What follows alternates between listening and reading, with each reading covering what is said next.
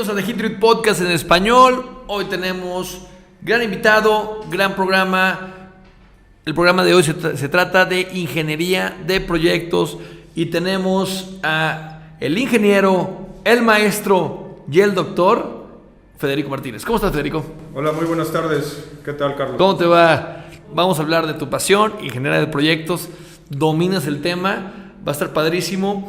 Y que nos platiques un poquito realmente desde que hay un gran proyecto que se tiene que, o sea, en empresas, general, estamos hablando también de empresas automotrices, aeroespaciales, empresas industriales grandes, ¿sí? Desde que recibes una cotización de un cliente, está en el aspecto comercial, hasta que lo industrializamos y lo dejamos en la planta. Vamos a platicar de eso. Pero primero, ¿nos podrías platicar un poquito de ti? Tú tienes una gran trayectoria, has estado en muchos lugares, como le dije a la gente, eres ingeniero, maestro y doctor en manufactura avanzada, ¿verdad? Es correcto. And speaks to Dutch. Ya. ¿Ya? Envision Dutch.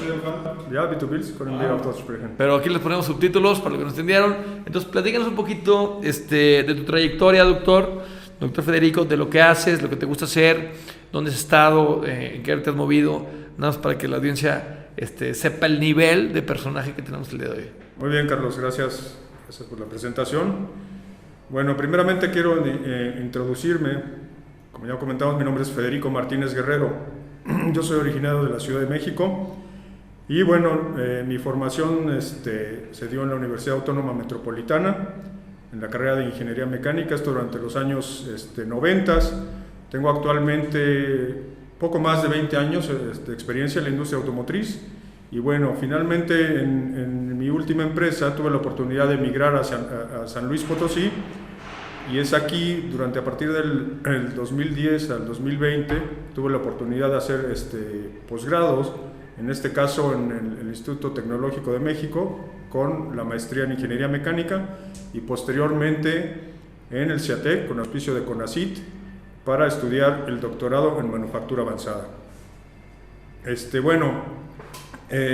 Yo conozco a Carlos desde hace aproximadamente 10 años y bueno, toda esta relación de estos años comenzó justamente cuando yo comencé a trabajar en la compañía ThyssenKrupp SASA, fabricante de componentes para la suspensión automotriz, en este caso resortes y barras estabilizadoras. Ajá. ¿Qué nos llevó a Matsa? En este caso, los procesos tradicionales de la compañía eran el conformado de materiales sólidos en caliente y vaya, no se tenía mucha experiencia en los tubos y de alguna forma esta era la tendencia del mercado. Obviamente la diferencia en el proceso es que aquí se tenía que considerar requerimientos de los clientes, sobre todo muy estrictos en cuanto a carburación, la estructura del material y en este caso estamos hablando de las propiedades que nos da el tratamiento térmico. ¿Qué era lo que necesitábamos? Hornos de atmósfera controlada. Uh-huh. Y bueno, qué mejor que tenerlos prácticamente como vecinos y así fue como nos conocimos. Exactamente. Y bueno, comenzamos, esto realmente causó una introducción de tecnología, de nueva tecnología en la compañía, la cual tuvimos que aprender. Fue una importante y gran curva de aprendizaje. No solamente que ahora la diferencia entre conformar en caliente y ahora en frío, tuvimos que introducir dobladoras, CNCs, líneas de tratamiento de atmósfera controlada, aplicar anticorrosivos al material y en realidad cambió sensiblemente el proceso, ¿no? Después de ahí se crea una gran experiencia, sobre todo en la administración de los proyectos, y ahora quiero comentarles cómo se enmarca lo que es la selección de un equipo con todas sus fases, desde el diseño del proceso hasta la industrialización dentro del marco del proyecto. Entonces, vamos a estar hablando de eso porque el doctor, tienes mucha experiencia, tú compraste muchas máquinas, implementaste muchos nuevos procesos para muchas piezas diferentes, tu experiencia es generalmente automotriz, estuviste en Alemania un tiempo, y realmente creo que, mucho, dime si estoy mal, yo como resumiría lo que tú haces, o es de que, a ver, tengo esta necesidad, ¿sí? Tengo que sacar estas piezas, estas pruebas a este rate. Desde cómo la voy a tener que procesar, hacer, manufacturar, ¿sí? Hacer toda la planeación del proyecto, todas las especificaciones técnicas que conlleva el mismo, hacer prototipos y una vez después de hacer prototipos, industrializarla, que para mí es de las partes más difíciles, porque podemos hacerla, pues podemos hacer una o dos, pero dar el rate, dar el time, dar la producción, dar los estándares de calidad de manera industrial y luego liberarla y delegarla ya a la planta y ver, a ver, ahora qué más necesitan. Claro. Pues es un trabajo pues de un año o dos, o incluso puede ser hasta más, no sé qué piensas al respecto. Sí, bueno, decir que el tiempo de desarrollo de los proyectos ha ido acelerándose, ¿no? Acelerándose en el sentido de que reducir los tiempos, básicamente, ¿no? Cuando antes duraban, no sé, hace 2 décadas, un proyecto podría durar 3 años, ahora son prácticamente de año y medio más o menos, ¿no? Entonces, bueno, para tener el enfoque de la administración del proyecto o manejo de un proyecto, fundamentalmente lo que actualmente se maneja en toda la industria americana es, como sabemos, el APQP. Sí, yo, bueno, he tenido más experiencia también trabajando con empresas alemanas, como ya lo comentaste. Sí, fueron tres empresas alemanas y en este caso, normalmente la última tendencia para el manejo de proyectos es lo que se le llama el PEP, o Product Entwicklungsprozess, que es el proceso de evolución de un producto.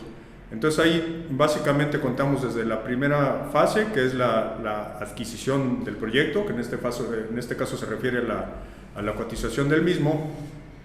Pero como el cliente les pide, oye, cotízame esto, ¿cómo funciona en una empresa automotriz? El OEM o el cliente final le dice, oye, tu empresa, cotízame esto. Sí, bueno, ahí normalmente la gente de ventas está siempre muy en contacto con la gente de compras de los grandes, de los armadoras en este caso. De los three brands, ¿no? En este caso Ford GM y antes Chrysler, ahora Fiat Chrysler. Y bueno, los europeos en este caso con los que hemos trabajado mucho es con Volkswagen, sí, BMW y Daimler, ¿no? Entonces normalmente que dan es un paquete de cotización. ¿Daimler es Mercedes? Daimler es Mercedes-Benz, exactamente, sí. Entonces te dicen, necesito esta pieza. Así es. Obviamente ellos ya tienen alguna idea de cómo va a ser el frame del vehículo, ¿no? Un 3D y dónde tiene que encajar. En este caso estamos hablando de un resorte, una barra estabilizadora. Te detengo ahí. ¿Qué tan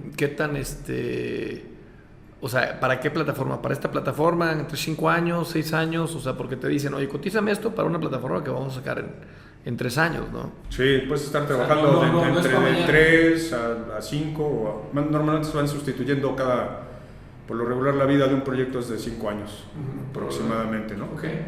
Entonces, más o menos a la mitad de la vida del mismo ya se está pensando en el inicio del otro.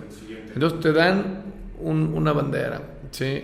Te dicen, ¿sabes qué? Requiero esto en estas cantidades. Sí, normalmente la información que se requiere para cotizar un producto es cuál es el tipo de pieza, cómo se llama el componente, cuál es su función, puede venir ya cierto material, eso está abierto también a la proposición del proveedor, de acuerdo a las especificaciones de performance y durabilidad que tenga que tener esa pieza. Tienes que contar cuáles son los volúmenes de producción anuales, una curva, ¿no? Cómo va a estar el arranque y cuál va a ser el sostenimiento de ese volumen. Obviamente eso es muy importante para llevarlo a la planeación de la capacidad de tú como proveedor, ¿no? Es uno de los pasos que tienes que revisar precisamente en la cotización, de si la capacidad actual de tu planta es capaz de absorber ese nuevo volumen, ¿no? O por ejemplo, qué acciones adicionales tendrías que hacer, ya sea por ejemplo optimizar en este caso reducir el tiempo ciclo de alguno de tus equipos donde todavía tengas cierta capacidad para darle cabida a ese nuevo producto. Pero si eso no es posible, entonces ya tienes que pensar en una nueva inversión, ¿no? Entonces, desde ese momento, en la cotización, tú determinas cuál es el monto de la inversión, cuál va a ser el monto del tooling requerido y cuál va a ser el costo de la pieza, ¿no? ¿Ves materias primas, CAPEX, tooling? ¿El tooling es parte del CAPEX o no? No es el tooling normalmente en la industria automotriz es pagado por el cliente. Ah, ok. Hay clientes que a veces no lo pagan directamente y en ese caso se tiene que incluir en el precio. En el precio de la pieza. Okay. Para hacer una... Y una pregunta, ¿por qué siempre se da la impresión que los proyectos automotrices van tarde? O sea, siempre dicen, no, pues esto ya vamos tarde y tenemos que empezar luego. O sea, ¿por qué es esa impresión? Bueno, o que están muy justos de tiempo. Pues porque es muy dinámico y en el transcurso del desarrollo del proyecto, y como normalmente están trabajando muchos proveedores en paralelo, es posible que se vayan descubriendo problemas los cuales hay que resolver a través de cambios en el diseño. Uh-huh. Entonces normalmente cuando te lanzan ahora una cotización de cambio de diseño, entonces ya te piden un tiempo muy corto, ¿no? Entonces puede ser que tú ya estabas en la fabricación del tooling, pero ahora esto te va a causar dificultades, ¿no? Ya sea que lo tengas que modificar o tengas que completamente volverlo a empezar, ¿no? Entonces, bueno, de esta primera fase de cotización en la cual tú presentas tus costos, normalmente también siempre hay una discusión técnica, ¿no? Porque esa discusión técnica es la que va a abrir la parte del diseño del producto. Y en el diseño del producto es donde ya ambos, tanto proveedor como cliente, están de acuerdo y podemos llegar a la fase final de esto, es lo que se llama un design freeze. El diseño está completamente congelado y eso quiere decir que a partir de es cuando se puede ordenar el tooling. Design freeze. Esta es la pieza que vamos a producir. Sí. No va a haber cambios. No va a haber cambios. Si hay cambios posteriores, tú puedes recotizar y obviamente va a tener un impacto en el tiempo. Design freeze. Ok, esa es nueva. Para llegar a un design freeze, obviamente tenemos que pasar por una fase de verificación del diseño y que normalmente también requiere la construcción de prototipos. Uh-huh. Esto es para estar seguro de que realmente el producto como está diseñado, con el material que está diseñado y utilizando un proceso muy cercano al del proceso en serie, la pieza va a funcionar. Entonces se realizan sobre estas piezas prototipo, ¿no? Que son de series cortas. A veces pues el proceso está un poco mezclado porque utilizas equipos de producción y algunas operaciones no tan de producción, un poco relativamente manuales, pero que sea lo más cercano al proceso en serie. Sacas estas pequeñas serie de piezas y estas van a las pruebas, ¿no? A las pruebas de acuerdo a las especificaciones del cliente. Claro. Entonces ahí es donde yo puedo determinar todavía si mi pieza tal y como está diseñada va a funcionar o si hay que hacerle algún incremento de material o incrementar la dureza, etcétera, ¿no? En tu experiencia, ¿cuántas veces la planta puede absorber los proyectos con la maquinaria o la infraestructura que tiene? ¿Y cuántas veces tiene que invertir en nueva tecnología, nueva maquinaria? Porque la teoría dice que las plantas tienen capacidad de sobra siempre. Sí. No sé qué tanto te suene la idea. Es que normalmente cuando un proyecto es otorgado, tú debes confirmar al cliente que aparte de su volumen máximo, debes contar con un porcentaje extra de capacidad. Uh-huh. Normalmente un 10 a 15%, que eso es lo que se llama la flexibilidad. Sí. ¿Sí? Entonces ellos esperan que al menos dentro de tu equipo tú tengas su volumen máximo más la flexibilidad. Entonces, si en un equipo tú tienes que reservarlo para varios proyectos, tú tienes que hacer más o menos una proyección en el futuro de todo lo que estás cotizando. Y de entre esos proyectos determinar cuáles tienen alta probabilidad de ser ganados. Y entonces en base a eso tienes que planear tu capacidad, ¿no? Okay. Quiere decir que eso tú ya estás previendo el tener un equipo, porque el hecho de un equipo disponible para esos proyectos, porque en el momento que te den el proyecto, si tú en ese momento empiezas a hacer la inversión, probablemente no llegues, ¿no? Estamos hablando que pues hay maquinaria que tarda prácticamente un año sí, claro, en construirse. En el caso de los hornos, sí. Y luego en instalarse 3-4 meses, y luego en PPAPs te avientas otros 3-4 meses, ¿no? Así es. Y sin contar el proceso previo, ¿no? Que es el que te autoriza en la inversión. Claro, que eso tarda más, sí, a veces. Bueno, entonces te dan el proyecto, planeas, checas capacidades, checas si tienes que hacer un CAPEX o si no tienes que hacer un CAPEX. Generalmente dices que sí se hace un CAPEX.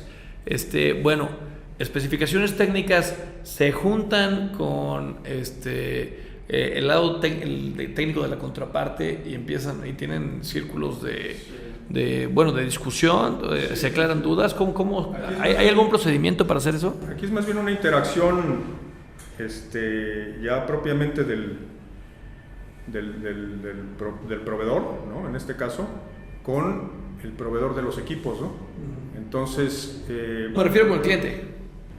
Bueno, con el cliente, pues sí, ellos necesitan estar sobre todo de acuerdo en cuál va a ser la secuencia del proceso. Pero hay una sesión técnica con el cliente fuerte. Sí, no, normalmente no tienen mucha influencia en el desarrollo de los equipos. Uh-huh. Ellos solamente vienen a validarlos cuando ya están en sitio. Muy ¿no? bien. Pero sí tienes que mostrar, obviamente, dentro del avance del proyecto, cuál va a ser la secuencia del proceso. Claro. Y en cuáles de esos pasos tú vas a utilizar equipos existentes, que probablemente ellos ya conozcan, y en cuáles vas a tener máquinas nuevas, ¿no? Sí. Y entonces ellos iban a estar muy al pendiente de cómo vas dentro de tu timing general del proyecto en el desarrollo de esas máquinas. ¿Qué tanto te abres con el cliente? Porque también hay cosas que no quieres que el cliente se meta de más, ¿no? O sea, tienen ellos tu diagrama de proceso, pero ¿a qué nivel? Bueno, nivel superfluo, porque dicen que hay unos clientes que les gusta meterse hasta la cocina, ¿no? Que no se me hace productivo, porque para eso te están contratando, no sino que ellos lo hagan. Sí, aparte de que lo importante para el cliente es que tenemos que cumplir con los requerimientos técnicos de la pieza, ¿no? O sea, cuál va a ser su performance, ¿no? Uh-huh. Independientemente de cómo se produzca, ¿no?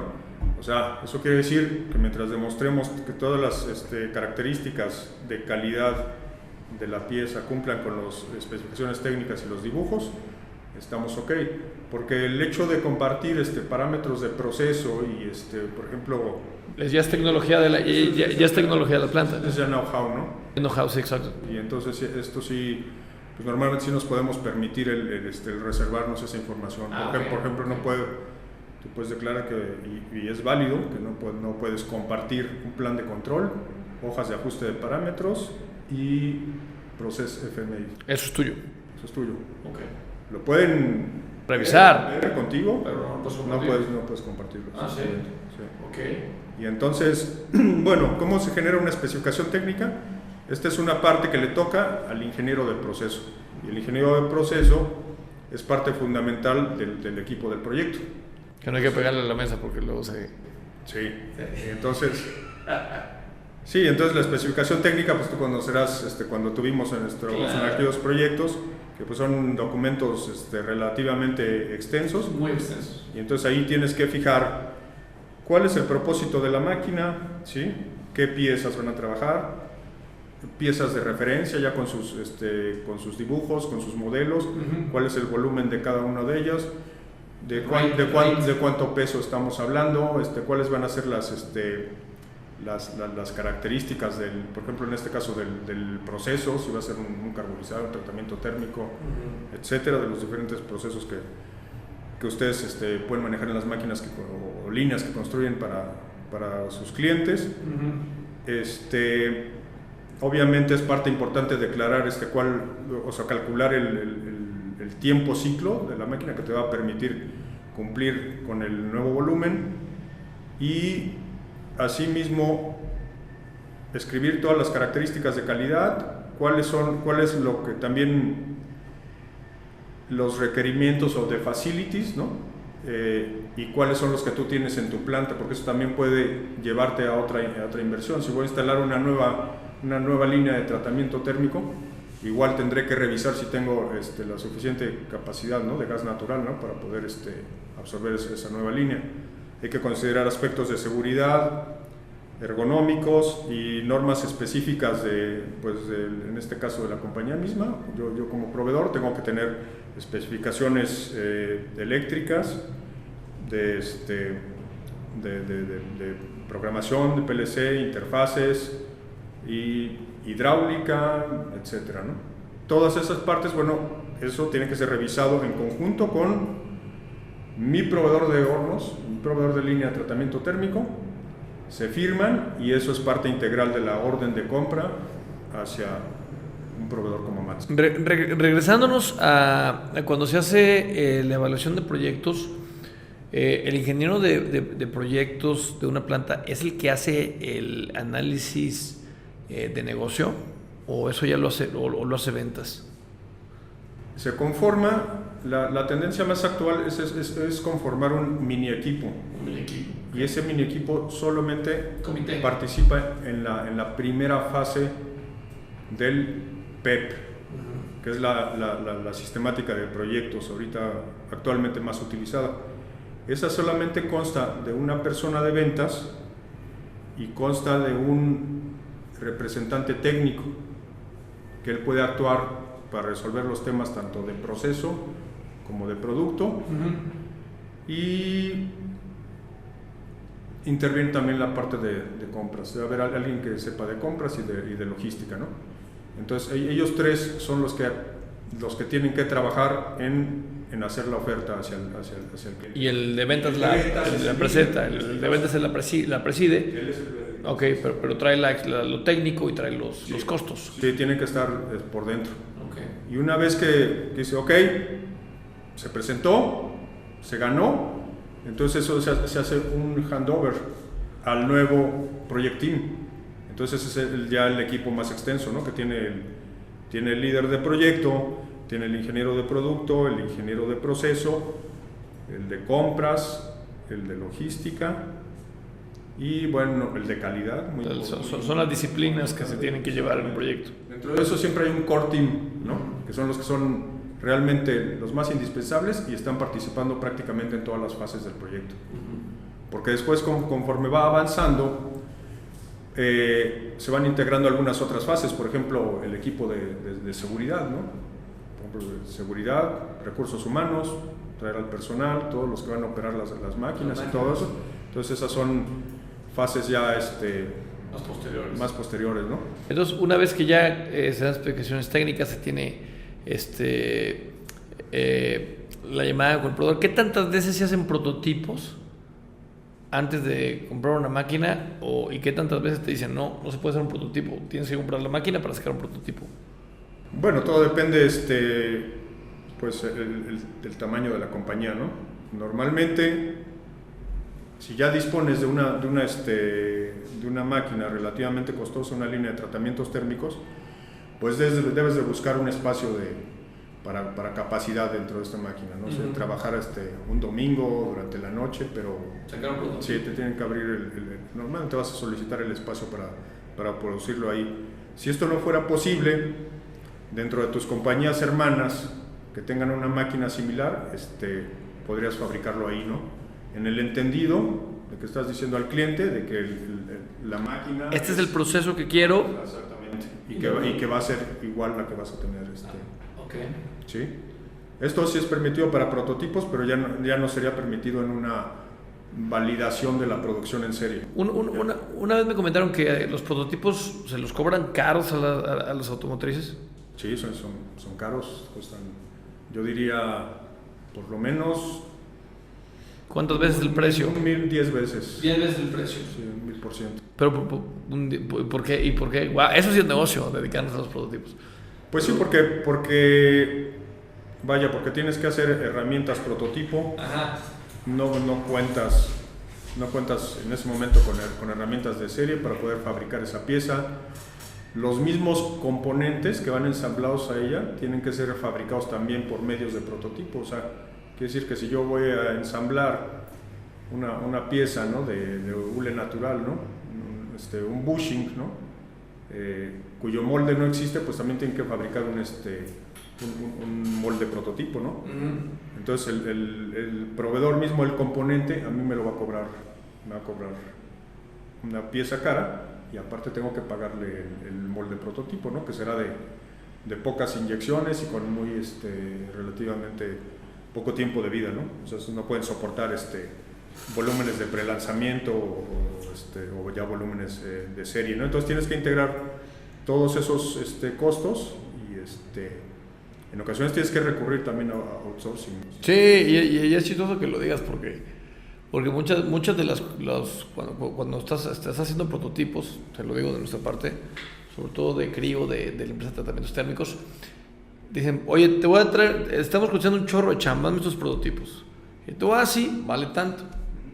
¿Me los vas a cobrar? Claro, o sea, estoy gastando, ¿no? Pero te voy a dar mucha chamba. Dices, no, o sea, los Tier 1 o los Tier 2 generalmente no les gusta pagar prototipos, pero es bien sabido que cobran los prototipos carísimos. Claro. ¿Sabes por qué es eso? Bueno, porque probablemente no tienen el conocimiento pleno de lo que hay que hacer para fabricar la pieza. En este caso yo diría que, por ejemplo, si es una pieza nueva, seguramente tú no tienes el herramental. Claro, hay que hacer, como dices tú, tienes que esperar una apertura en la máquina, tienes que improvisar con lo que tienes para que no te salga tan caro, y cobrarlo, ¿no? Pero generalmente la gente dice, no quiero prototipos. Lo que hacemos nosotros es decirle, bueno, ¿sabes qué? Te cobro el prototipo, si se da el business, ¿sí? Te doy una nota de crédito del prototipo, pero tienes que pagar prototipos. Claro. Porque si no, nada más están haciendo prototipos y prototipos y prototipos. Sí, y alguna causa probable también debe ser que a lo mejor se cotizaron los prototipos bajo un precio y no tomaron en cuenta, por ejemplo, el costo adicional. Claro. O sea, que se asumió que el tratamiento térmico iba a ser pues un precio casi de serie, ¿no? Claro. Y entonces es el momento donde no los quieren pagar, ¿no? Sí, bueno, no. Ok, entonces vámonos, ya platicamos de prototipos. Entonces, muchas veces, si tienen la máquina, se hace prototipos, pero luego se tiene que validar el proceso. Sí. El cliente, entonces tu hoja de control empiezas a correr. Hay una cosa que se llama run at rate, sí, también que te checan. ¿Qué más nos puedes decir de esto, no? Cuando ya tienes tú ganaste el contrato, te pusiste de acuerdo con el proveedor, compraste, llegó la máquina, ¿ahora qué?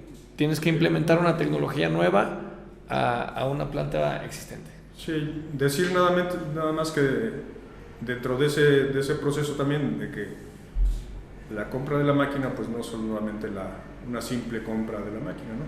Porque es algo que se está fabricando, puede ser un sistema llave en mano o algo muy dedicado a la pieza. Entonces es algo a lo que también ahí tenemos otro líder de proyecto, que es el ingeniero del proceso. Él es responsable de dar seguimiento a tanto al diseño de la máquina, liberar el diseño de la misma, tener reuniones frecuentes, ¿no?, con el proveedor, e ir pidiendo los avances, ¿no?, sobre la fabricación de la misma, para que podamos llegar a tiempo con el timing general del proyecto.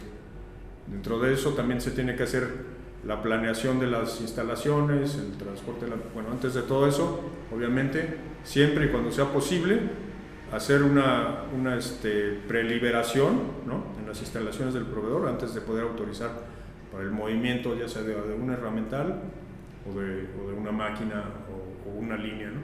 Entonces, una vez que ya se tiene en la planta, pues entonces ahora sí es cuando tenemos que hacer la instalación, la puesta a punto y entonces empezar a fabricar las primeras piezas. Siempre es recomendable estar, pues, por lo menos un mes antes o un tiempo considerable, ya preparados antes de llegar al Rona Trade. Siempre pasa algo, ¿verdad? Sí, claro. Siempre pasa algo. ¿Te ha tocado un proyecto que ha salido así como mantequilla? Bueno, además de los de Matza, claro. Pues... Sí, para no quemarnos. El de Matza salió como mantequilla, pero ¿te ha tocado un proyecto que sí ha salido así flawless? Pues realmente no tanto así, pero siempre se han ido optimizando, ¿no? O sea, claro, que te va dando el mismo conocimiento de las máquinas y las lecciones aprendidas que has tenido, el ya saber prever ciertas dificultades. ¿Cuál es una lección aprendida en un proyecto en general? Una lección aprendida estándar que dices, siempre tienes que hacer esto, que se te va, que se te fue algunas veces. Pues contar, por ejemplo, con el personal ya capacitado, ¿no? Porque entonces ya tienes liberas todo y órale. La máquina instalada, pero no tienes al personal, y entonces el personal con el que a los que capacitaste pertenecen a otra línea, y entonces al momento que quieres producir, pues no cuentas con la gente, ¿no? De que ya está todo listo, padrísimo, órale, denle. Sí. Punto sabemos.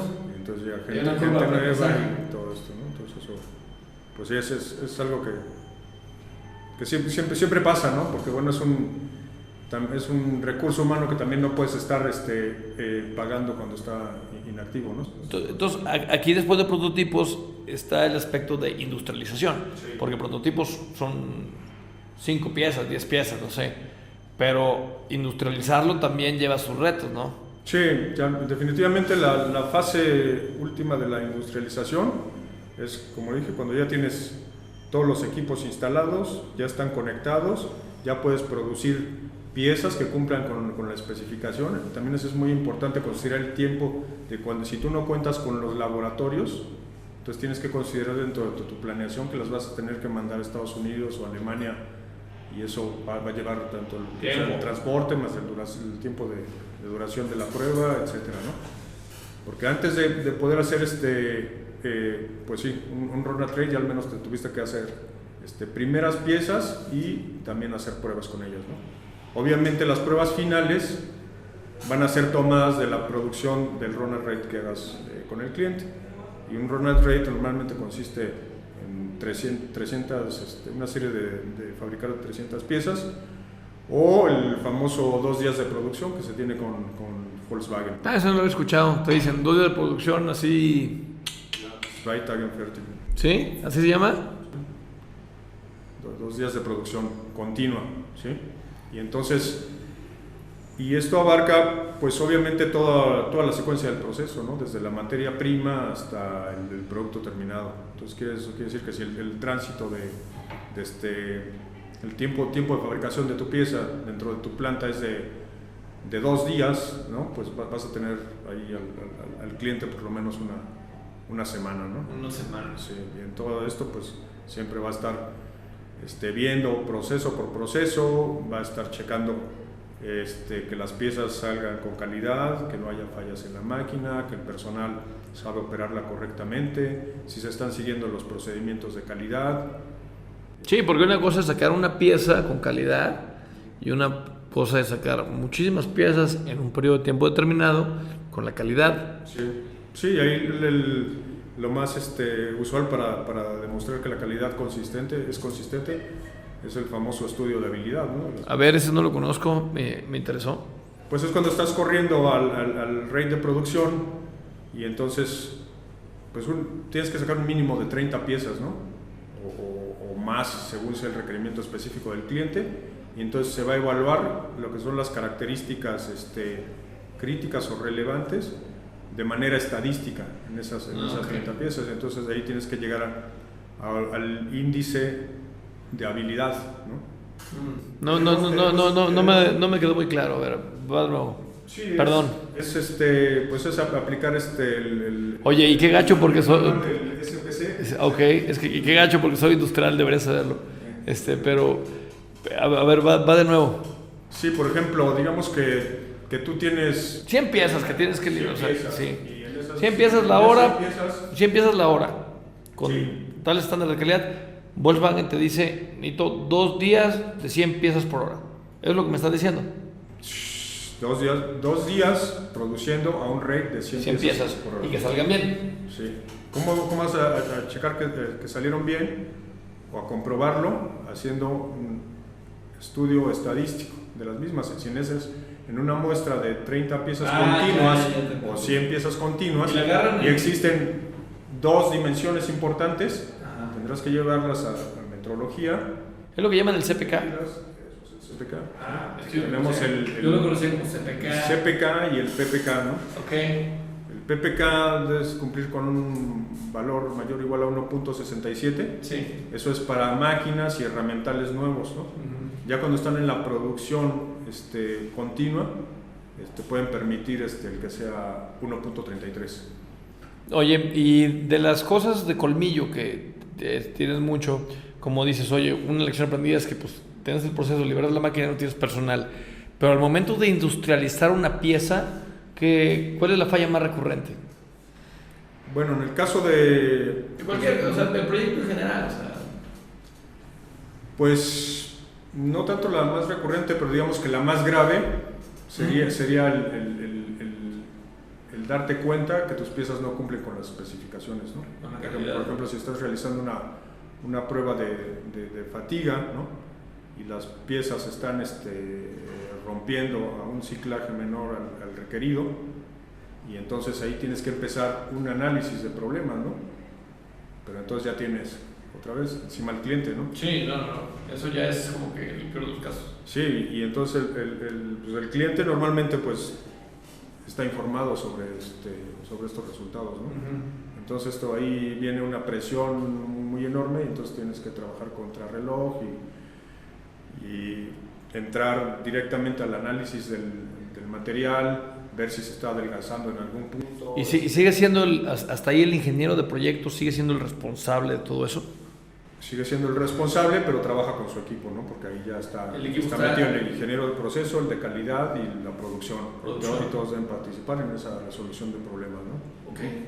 Inclusive pues el ingeniero de producto y en ocasiones remotas, ¿no? En ocasiones hay que consultar a nuestro equipo en Alemania o en Estados Unidos, ¿no? Para que nos apoyen con una resolución de un problema de ese tipo, ¿no? Oye, y entonces ya industrializa, sale todo bien, pero dices, ya quiero entregar, ya salió bien, o sea, ¿cuándo el ingeniero de proyectos entrega el proyecto? Ya no es un proyecto, o sea, ya lo implementé, ya hice prototipos, pasaron, ya lo industrialicé, cumplimos el run at rate, cumplimos la calidad, ya estuvimos, o sea, ¿cuánto tiempo pasa de que corran piezas hasta que ya dices, ok, ya es tuyo planta? Sí, bueno, ahí para llevar a cabo este proceso es lo que se llama un project handover. Project handover, ok. Pues es básicamente un checklist donde tú verificas que todos los aspectos del proyecto están cumplidos, ¿no? Esto quiere decir desde todo, ¿no? Que no se tengan equipos pendientes, que todas las máquinas estén liberadas, ¿no? Con los proveedores, que hayas ejecutado todas las instrucciones del proceso, es decir, ya tiene que haber hojas de instrucción para los operadores, planes de control, hojas de ajuste de parámetros, AMEPs, ayudas visuales, el personal tiene que estar entrenado, tienes que haber cumplido con el PPK, tienes que haber cumplido con el run at rate, las máquinas cumplen con todas las normas de seguridad, tanto eléctricas, hidráulicas, neumáticas, etc. Y una vez todo esto, pues es digamos que es como si fuera una revisión también con el cliente, pero en este caso el cliente pues es producción. Entonces le entregas a producción. Así es. A producción y a mantenimiento, ¿no? Ellos participan. A ver, producción, te entrego tu máquina jalando. Él quiere su manual. ¿Este es tu manual? Su plan de mantenimiento también, su lista de refacciones por importancia, ¿no? Ajá. ABC, ya tenerlas identificadas, cotizadas, y ya tenemos algún pequeño inventario de las mismas, ¿no? Si no, él también va a levantar la mano y no va a aceptar el proyecto. O sea, Se le entrega a producción, digamos que en este caso es el más importante porque él va a ser el que va a conducir el vehículo, ¿no? Pero bueno, mantenimiento participa calidad. Seguridad. Y Un saludo a nuestros amigos de seguridad. Los queremos mucho. Claro. La seguridad es lo primero, ¿no? Ya lo sabemos, ¿no? Y entonces haces esa revisión con todo ese equipo, lo firman todos y entonces le entregas, aquí está todo tu paquete de información, ¿no? Con todo lo que revisaste, y entonces ahí ya viene un periodo de acompañamiento o soporte a la producción, que normalmente es de 3 meses. 3 meses, ya después. Sí. Que esto el handover puede ocurrir finalmente ya firmarse como tal después de los 3 meses, ¿no? Porque sí hay que dar ese soporte, ¿no? La producción normalmente es mucha participación de ingeniería y estar todo el tiempo colaborando con la gente de producción para poder solucionar cualquier problema, ¿no? Que se dé durante el arranque, ¿no? Porque es digamos que la fase más crítica, ¿no? Porque en ese momento ya estás enviando piezas, ¿no? Y el cliente ya las está esperando con el ritmo de producción que ellos requieren para armar sus vehículos, ¿no? Y al que sigue, sí. Y a ver qué más necesitan. El siguiente proyecto y pues la siguiente máquina, ¿no? El tiempo estándar de un proyecto promedio en la industria así de implementación, ¿cuánto es? Pues yo diría depende de la complejidad, ¿no? de la pieza, ¿no? Pero puede ser, no sé, entre 7 meses a 1 año y medio. Un 7 meses sería un proyecto relativamente pequeño. Sí. Y hay medio sería un estándar, algo grande sería 3 años. Nosotros estamos trabajando en un proyecto ahorita todavía que ya llevamos 3 años en ese proyecto, ojalá ya lo entreguemos. Pero sí, ya 3 años ya como que te empieza como que a ciclar, ¿no? Pueden haber hasta cambios, ¿no? En la tecnología. Sí, cambios esos 3 años, ¿no? Sí. Padrísimo. Oye, pues vimos la implementación de un proyecto muy enfocado a la industria automotriz. Vimos lo que es el proyecto, el diseño del proceso, la planeación de la planeación, cómo hablamos de las especificaciones técnicas, los prototipos, la industrialización y la entrega, la liberación, o sea, a planta, pues. ¿Crees que se nos vaya algo? Pues yo diría...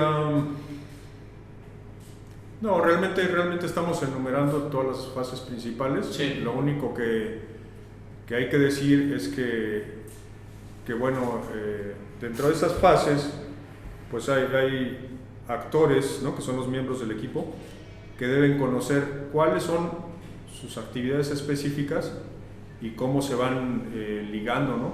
Cómo lo que unos hacen representa la entrada del proceso de otro, ¿no? Sí. Entonces, tener muy claro, y eso se le llama un landscape del proyecto, ¿no?